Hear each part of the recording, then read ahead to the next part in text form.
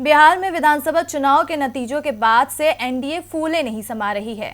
वहीं महागठबंधन अब भी जीत के लिए जोर लगा रहा है, लेकिन दूसरी तरफ सबसे ज्यादा हताश और निराश एलजेपी है, क्योंकि अपने खराब प्रदर्शन की वजह से वो ना इधर की रही ना ही उधर की रही और अब तो केंद्र से भी उसकी विदाई तय मानी जा रही है। जी हाँ, जिस नीतीश पर चिराग तीखे तीर छोड़ रहे थे, अब वही एलजेपी में अंधेरा करने की कोशिश कर रहे हैं।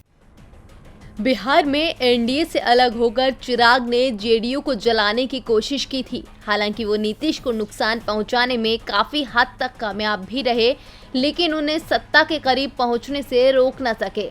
अब चिराग की यही नाकामी एलजेपी को नुकसान पहुंचा सकती है, क्योंकि जेडीयू अब दिल्ली में भी एलजेपी को एनडीए से बेदखल करने की मांग कर रही है। बीजेपी फिलहाल नाराज चल रहे सीएम नीतीश को और खफा करने की स्थिति में नहीं है। ऐसे में एलजेपी की केंद्रीय मंत्रिमंडल में भागीदारी के साथ राज्यसभा सीट पर ग्रहण लगना तय माना जा रहा है। दरअसल लोकसभा चुनाव दूर होने के कारण बीजेपी को अभी चिराग की जरूरत भी नहीं है। बीजेपी के एक वरिष्ठ नेता के मुताबिक ज्यादा से ज्यादा एलजेपी को एनडीए में बनाए रखा जा सकता है। जहां तक कैबिनेट में जगह देने या राज्यसभा सीट देने की बात है, तो इसकी कोई संभावना नहीं है। नीतीश की नाराजगी की खबरों के बीच बीजेपी ने एलजेपी से दूरी बनाने का साफ संकेत दिया है। पहले राज्य के प्रभारी महासचिव भूपेंद्र यादव ने चिराग पर धोखा देने का आरोप लगाया। इसके ठीक बाद डिप्टी सीएम सुशील मोदी ने एलजेपी पर बीजेपी और जेडीयू दोनों को नुकसान पहुंचाने का आरोप मढ़ दिया। बीजेपी की इस तल्खी के बाद जेडीयू को भी ताकत दिखाने का मौका मिल गया है।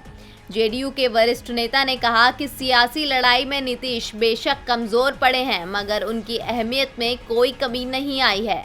अब चिराग को वो किसी कीमत पर भी एनडीए का हिस्सा नहीं रहने देंगे। जेडीयू के इस तेवर से साफ है कि अब बिहार से लेकर दिल्ली तक चिराग की चिंता बढ़ने वाली है। अब देखना होगा कि क्या वाकई नीतीश के लिए बीजेपी एलजेपी का साथ छोड़ने को तैयार होती है या नहीं। डीबी लाइव की रिपोर्ट।